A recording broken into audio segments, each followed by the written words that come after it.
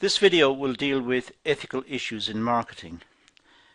Yet again, another important class, because ethical issues are involved when we make decisions about a product, whether it's acceptable socially or culturally, and the way the company is projecting itself or its product, whether its claims are realistic and open and honest, whether the customer is being cheated or whether the customer is being dealt with with respect. And it cuts the other way, that the customers should have some respect for the business that supplies the product and not make false allegations against the business. So there are many issues involved in looking at ethical issues. The theory underpinning this goes back to philosophy, and there are many issues discussed in philosophical studies about what is good and what is right and what is wrong. We won't concern ourselves with those discussions in these classes. What we will do is look at the more practical end of the debate, if you like, the more practical end of the issues, and look at the type of behavior that leads to ethical considerations, the type of practical behavior that leads to ethical considerations. So we're going to deal with ethical issues in marketing. Now, an ethical issue in marketing arises when a problem or situation requires an ethical decision. So it's when a problem or a particular situation arises and we need to evaluate that problem or decision, and we need to evaluate it as to whether it should be allowed or not allowed, whether it's right or wrong. We're in the realms of adjudicating, judging the situation, judging the product, judging the company, judging the customer. We're in a position of trying to decide what is right and what is wrong. Generally speaking, ethical issues in marketing arise when customers feel cheated or feel manipulated. They feel what the company said is not what the company did. If the company said the product was capable of doing something and it's not, then the person has been cheated. There's an ethical issue. There's a legal issue, there's a marketing issue, there's the damage to the company in terms of reputation and brand. There are all of those issues, but there's also an ethical issue. The company said something and it's clearly not the case. The company promised that the product would have certain attributes and it doesn't possess those attributes. So the company has lied in order to make a sale, and that's an ethical issue. So in this case, we're taking a different view. We're coming down a different road into the problem. We're coming down the ethical road, looking at what is acceptable behavior and what is not. Marketers must be able to resolve ethical decisions effectively. It's important that when an issue arises regarding cheating or the feeling that the company was not fair or not reasonable, then it's important that the marketing department get involved very fast and deal with the issue before there is long-term damage to the reputation of the business and the brand that the business is promoting. It's important that the customer feels that their grievance has been addressed and that they've had an equitable outcome, a fair outcome. So ethical issues can arise from the product, the price, the place, the promotion, and we'll deal with these in much more detail in the coming slides. But for the moment, the product, well, the product must perform in the way that the company claims it will perform. It must meet expectations, and the expectations have been created by the company literature and the marketing material that's been put out about the product. If it doesn't meet that, then there are false claims which are wrong. The price of the product. It's wrong to charge the customer for the product and then, before the product can be used, there are supplementary charges which were hidden, perhaps, at the time of the sale. When the customer bought it, they thought they were buying the product, but it turns out they've only bought some part of the product or some right of the product. they now need to make further payments. Now it's been hidden and concealed. It's not fair. It's not right. It wasn't open behaviour. The place where the product is being dealt with, it may be wrong to market a product which meets good standards in one place, but is substandard in another. It may be wrong to claim that the product is of a certain standard, then attempt to meet those standards in one location, but perhaps the reject products that have been manufactured are exported to another country. Now that's wrong. It's cheating people perhaps in another country, but it's still wrong. It's still unethical. And the promotion, well, if the company makes claims about the product, then the product should meet what the company is saying. The product should live up to what the company has said. If it doesn't, they're making false claims. The promotion is wrong, and customers are being deceived into buying the product when in fact the product does not meet their requirements. It might be substandard. So we have the ethical decision, which has got a place component, a promotion component, a price, and a product. So the ethical dimension runs all the way through different activities and different functions of the business. Now let's look at these in a little more detail. Let's look at the product for a start. Businesses have to account for ethical issues regarding their products and services. The businesses are responsible for the product and service, so they should be accountable for the product and the service. They made it, they designed it, they delivered it. So it's important that the business be accountable for that product.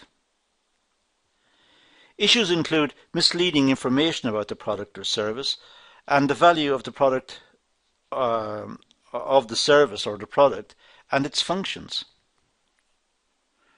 I mean, producers may make something which seems acceptable to the customers. It seems at the right price, but in fact, it's dangerous. It could be a toy for children, and the parents think it's quite acceptable to buy. It's a nice toy. The child likes it.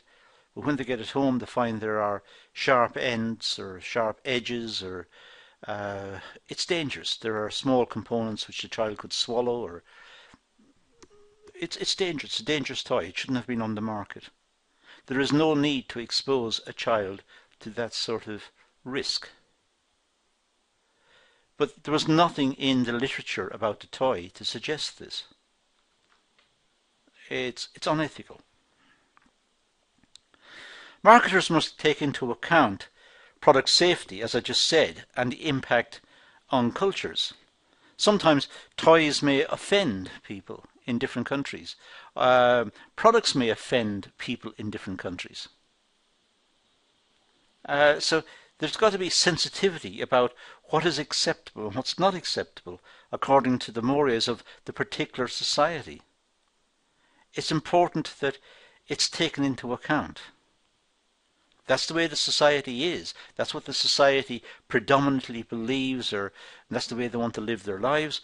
Then it's not for the company to go against that. If the company wishes to sell its product and deal with that culture, it must deal with the culture on its own terms.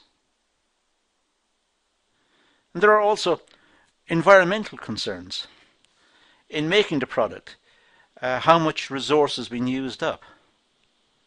How frivolous is the product compared to the damage it does to the environment? How wasteful is it in terms of resources?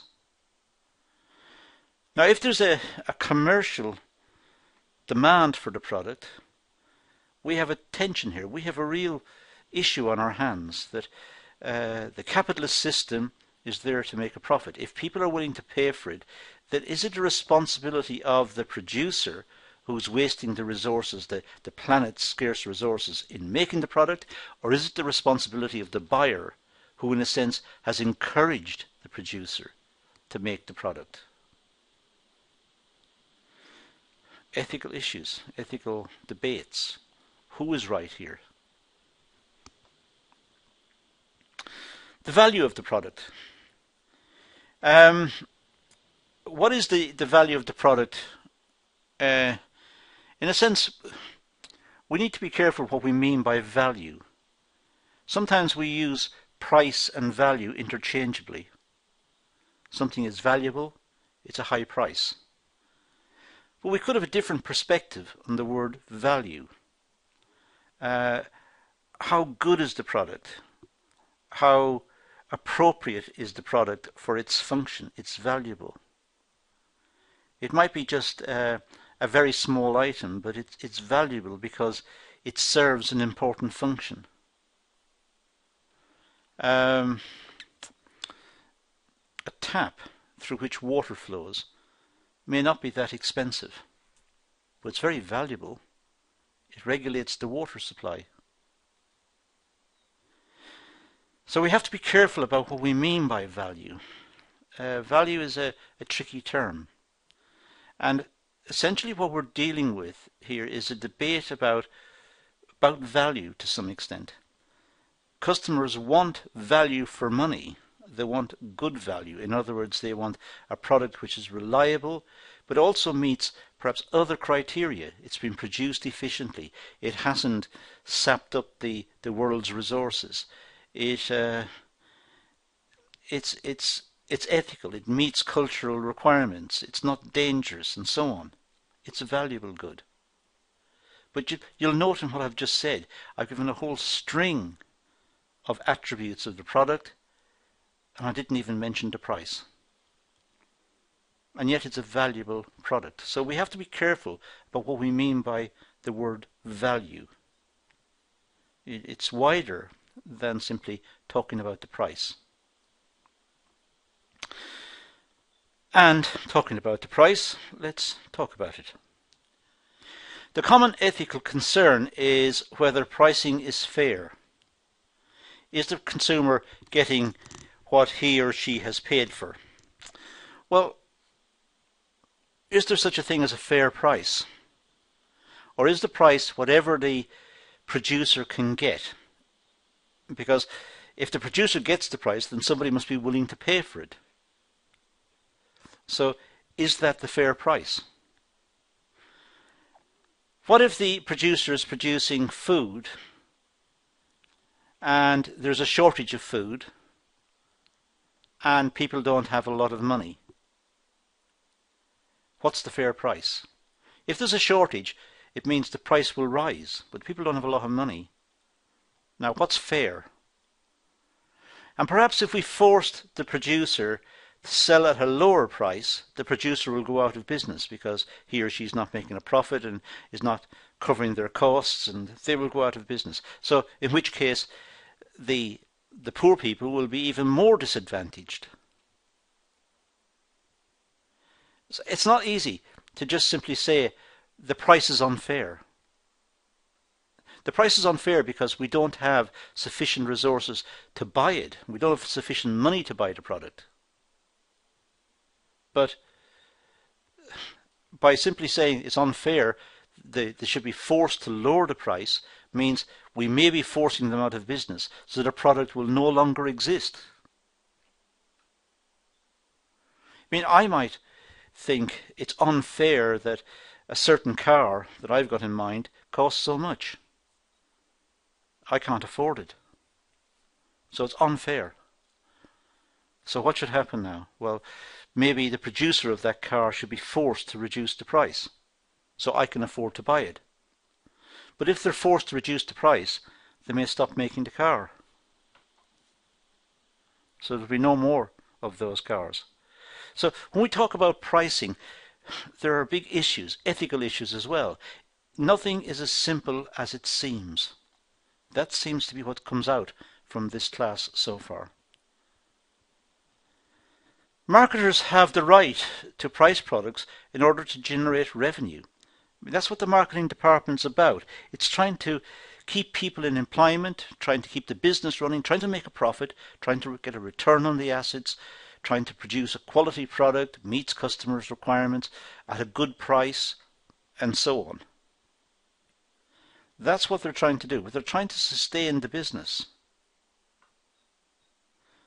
Now, that may mean charging more than some people can pay.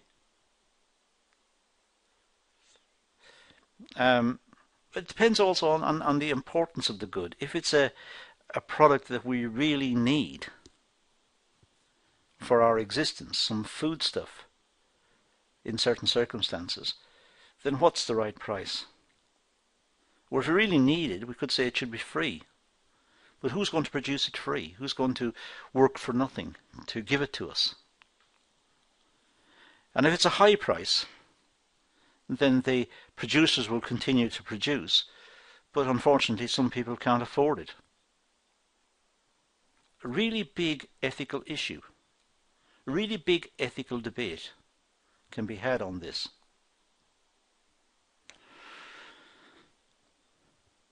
Pricing is an ethical issue when customers are exploited in the process of making higher profits. Now that's a statement that often comes up, but businesses are in the business of making profit. That's why businesses exist, and companies are trying to maximize their returns on assets and generate a high return for their efforts. But as I said, what happens if people can't afford it? If they can't afford it, what will happen then? There are many items, as I said earlier, in the context of the car that I can't afford. There are many items in the shops that I can't afford. Does that mean that the producers should stop making them? That those producers should go out of business simply because I can't afford that product? As I said earlier, really big ethical issues, ones that need to be debated, and even when they're debated for a long time, there are still probably no clear-cut answers that will come out. Price fixing. Major concern of government antitrust enforcement is price fixing.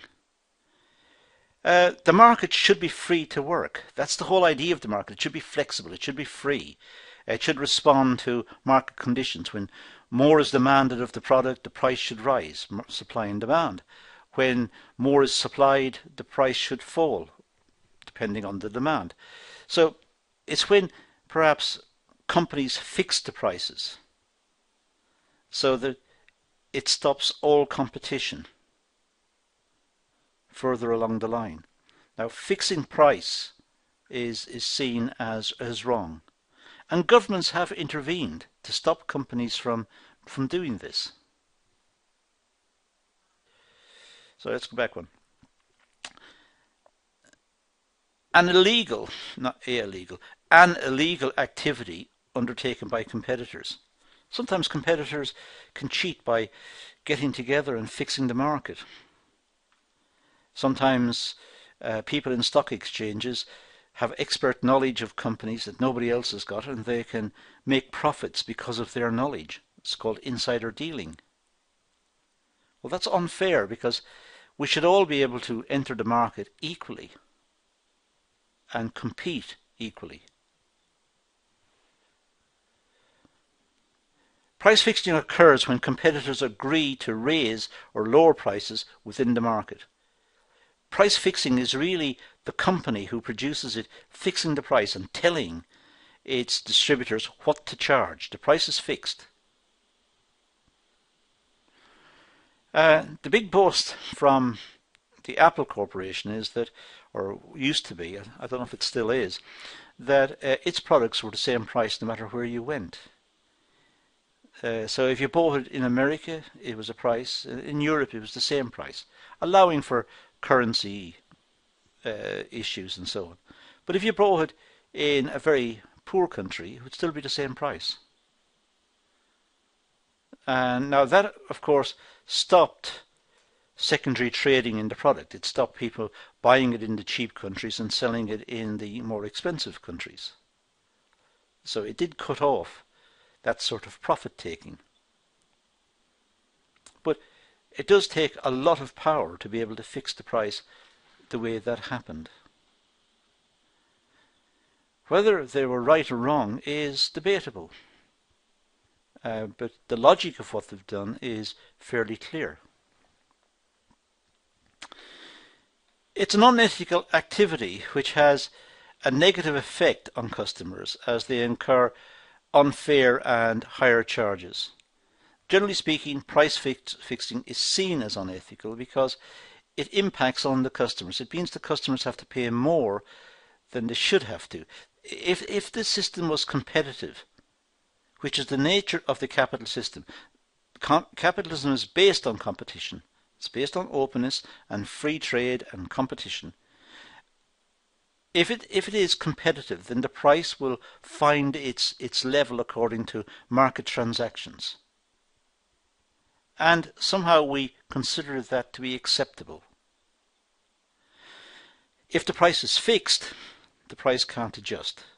And that's not acceptable. Predatory pricing. Well, this is prohibited under EU competitive law and an unacceptable activity in the UK. The process involves intentionally setting prices so low that they drive out competition.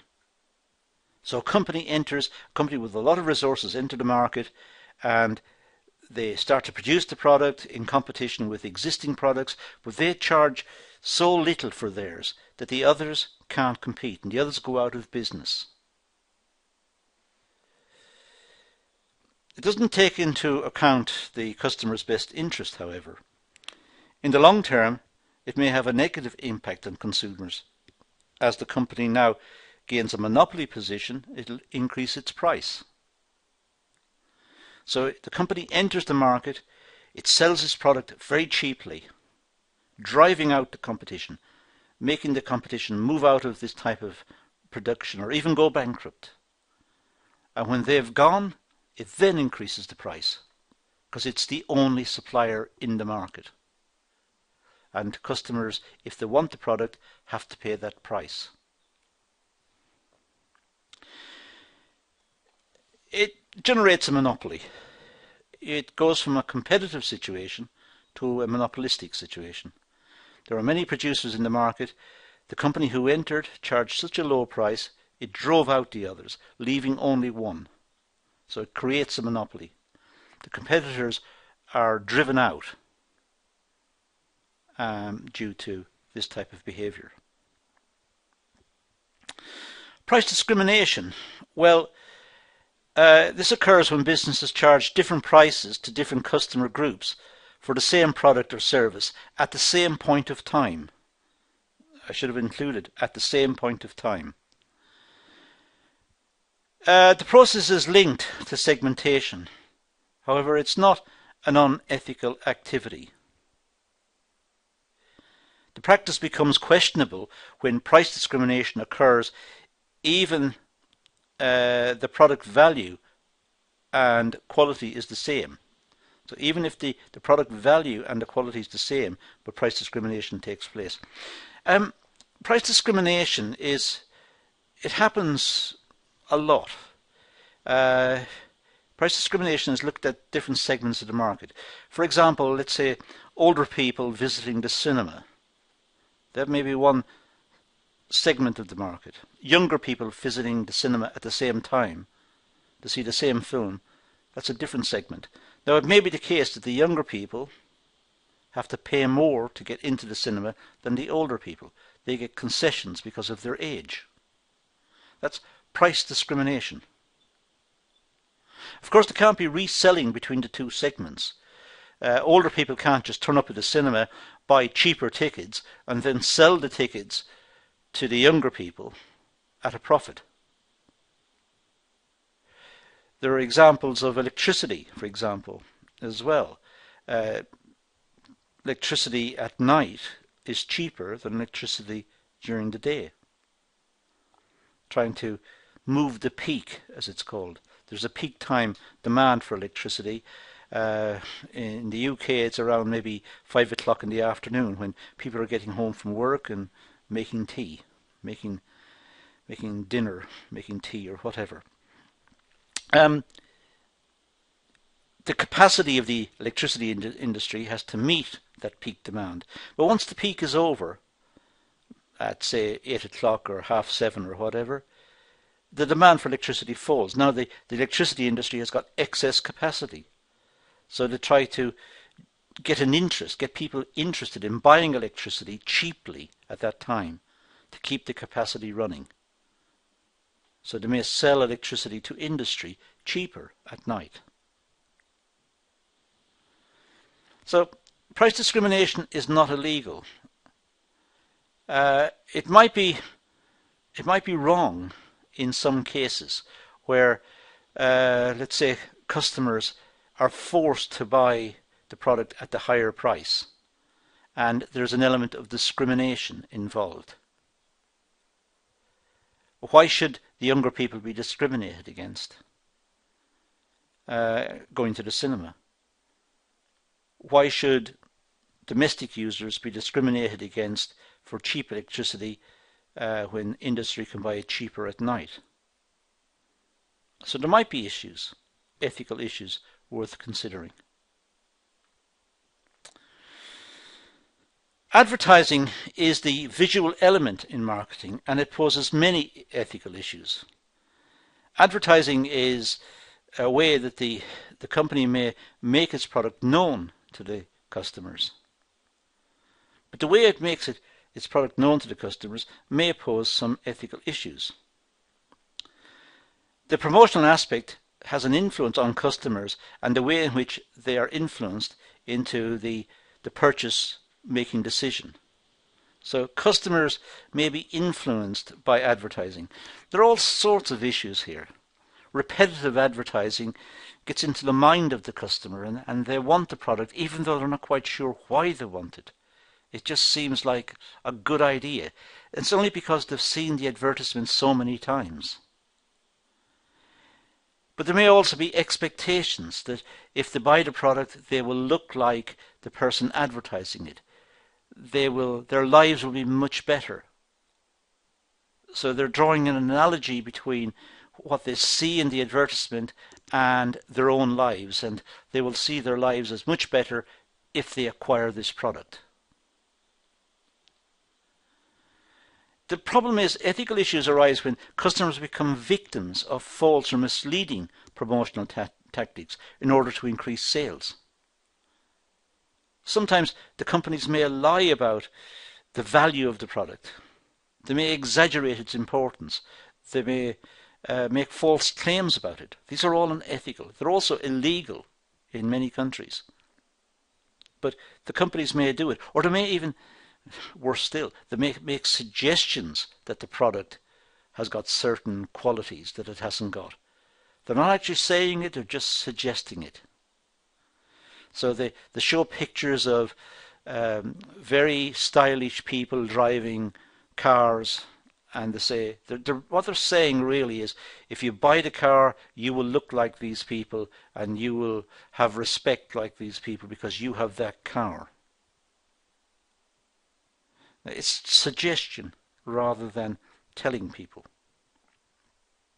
But there may be sexual and shock elements in advertising as well. Promotional effectiveness relies on building an emotional relationship with customers in order to gain attention. Now, ethical concerns arise when marketers adopt, let's say, sexual themes to promote products or services, which sometimes, particularly in the West, they do. They sell products, even products which are unrelated to glamour or to fashion, may be sold with some sort of sexual images. And it's difficult to know why, what's in the mind of the advertisers. There are cultural implications for using sexual appeal also. It may be acceptable in some countries or for some products, and it may not be acceptable in other countries. But clearly there's a reason as to why it happens, and why it happens is it's trying to persuade the purchaser that they will somehow have better lives if they buy the product. Shock advertising is also used, and used commonly to raise awareness, for example, of a campaign. Shock advertising can sometimes be effective if appropriately executed. It can work. A shock advertising can work. For example, cigarette packages in many countries contain images now of cancers and problems that people face when they are persistent smokers, health issues, and some of the images on the packages are very disturbing. There's a shock involved, and this may put people off smoking. That's the idea. The idea is to stop people smoking. They still are free to buy cigarettes. It's just warning them, trying to use shock to warn them that if they do this, there are possible consequences they will have to pay with their own health. The ethical consideration is the level of shock used. How far should the people who are promoting the shock advertisement, how far should they go? Usually it's associated with campaigns, health campaigns and that sort of thing, like advertising for cigarettes or wearing a seatbelt in a car. If you don't wear a seatbelt, they might show the after effects of an accident, which may be very disturbing. It's a shock. Product labeling. Well, labeling on products must not mislead customers. Labeling must fully inform the buyers of the product, its use, content, including health and safety. So labeling must be honest and open. There must be no subterfuge about advertising or wording on labels. It should demonstrate factually what the product is, when it was produced, what it contains, and they should not use tactics to try and confuse the consumer. The consumer is buying the product, and in a sense they have a right to know what's in the product. Because once they've bought it, it is theirs, and they have a right then to find out what's in it. In exactly the same way as I've got a right to go and open the car and look at the engine and find out what's in there. So labeling on products should be honest. It should tell the buyer exactly what's in the product. Product labeling has become extremely important in the food industry, and this is regulated by food standard agencies in different countries. It's important that people know what they're eating and what they're buying, and they should have control over whether they buy the product based on the information or not. But they should not be misled by it. They should not be tricked into buying the product, which was something different when they got back home. Now, there are many examples of this in the food industry. In the UK, people buying certain products found out almost by accident that they were buying horse meat. Well, that's not what they intended to buy. What they intended to buy was beef, cattle beef. They were buying instead horse meat, and that was because the labelling was wrong, or the labelling was misleading, or the labelling was not comprehensive enough. It wasn't telling the buyers precisely what was in the product. It wasn't listing everything in the product. It was being selective.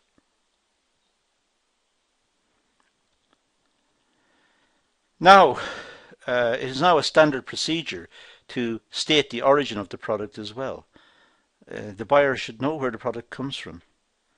That may be important to some people who are worried about production facilities in some countries, or they want to help some countries and they want to buy products from there, whatever. So now it's only fair that they should know where the product comes from.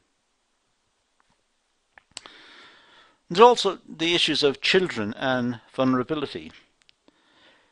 Children are increasingly becoming victims of promotional campaigns. Children's television now, during the breaks, have many advertisements aimed at children, and the children will feel relatively deprived if they don't have that particular toy or that particular activity.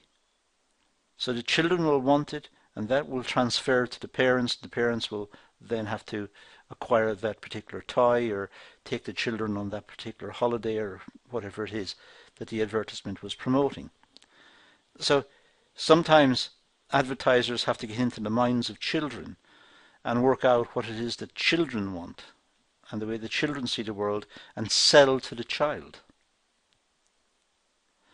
Forceful marketing campaigns directed at children means that parents are losing control of the type of marketing directed at their children. Well, clearly marketing aimed at adults is different to the marketing aimed at the children. So there is an issue about the vulnerability of the child, the way the child sees the product, the information that is available about the product, the health and safety issues associated with the product. They're all in a sense, the boring things that adults are concerned with. But what the child sees is an attractive toy. So there are issues there. Ethical issues arise on the basis of advertising to children. The internet at a marketing means has an influence on the type of content children are exposed to. And there is a danger with the internet because it's so open that children may roam off particular sites if they're not guided and not monitored onto sites which are inappropriate. Again, ethical issues, and there may be that companies selling products online to children will contain links into other areas which need to be controlled.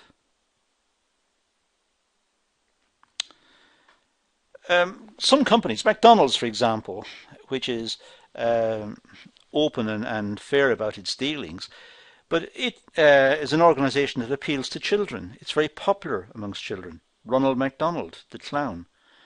And they do this through all sorts of ways, celebrity endorsement and licensed characters and having an attractive product and an attractive place for children to visit. But the child must be aware of the impact of eating, say, burgers and chips every day. The child must be made aware of the importance of salad and cereal and all the other things that children require. So there are issues.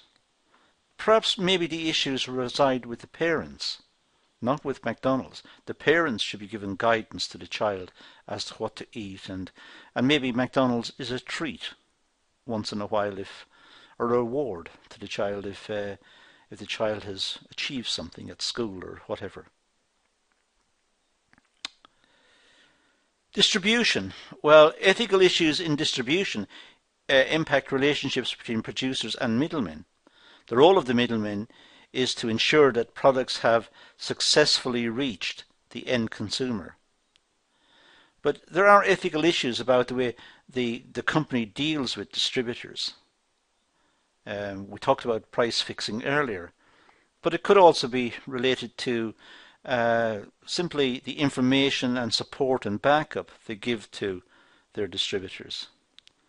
The liability that they accept for the product, or do they pass off the liability to the middlemen? All intermediaries involved in the selling process must work in agreement set by the business. They agree to certain rights, responsibilities, and they must not breach their contracts. So the design of the contract between the producer and the distributors, the middlemen, if you like, the design of the contract should be scrutinized to make sure it's fair, that it's ethical, that it's not hiding anything, and it's not bullying one party into signing or forcing concessions that are unfair.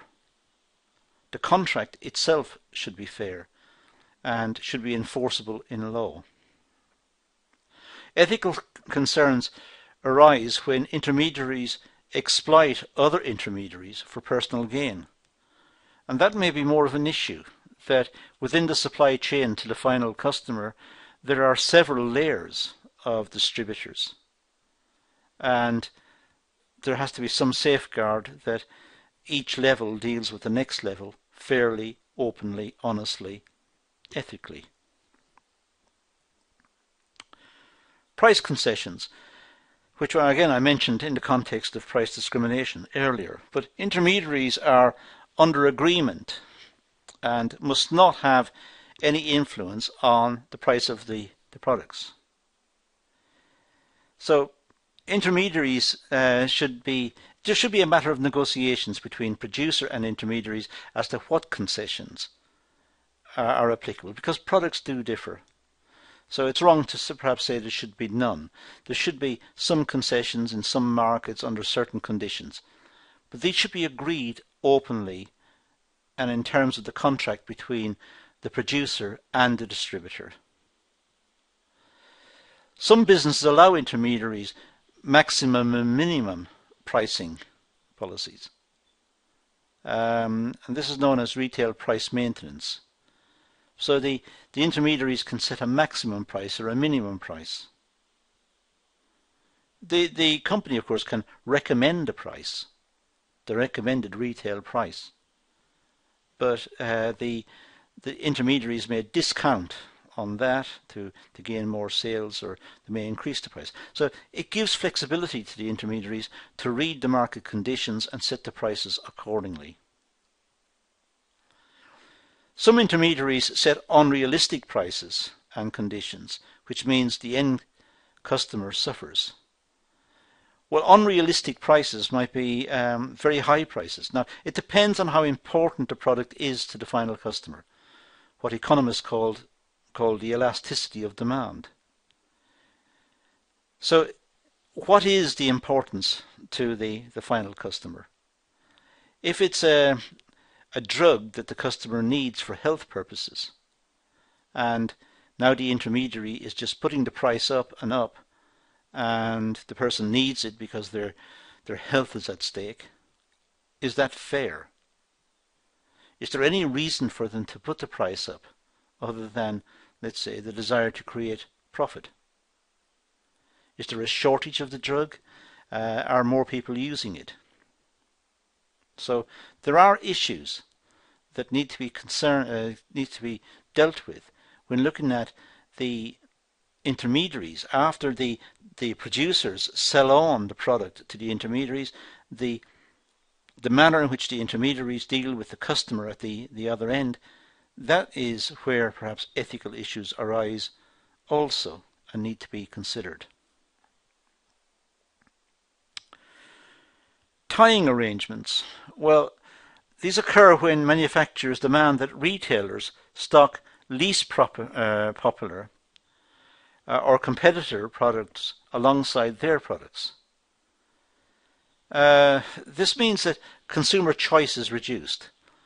The company is selling a popular product, it's got power over the retailers, but then it insists upon the retailers also holding a stock of unattractive products, perhaps by competitors.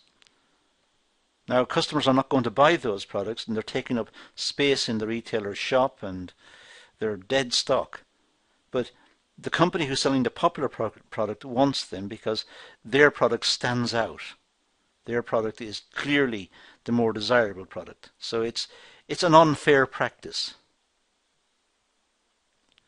The purpose is to generate more sales. However, the intermediary has to incur extra costs as they must self products which are difficult to sell.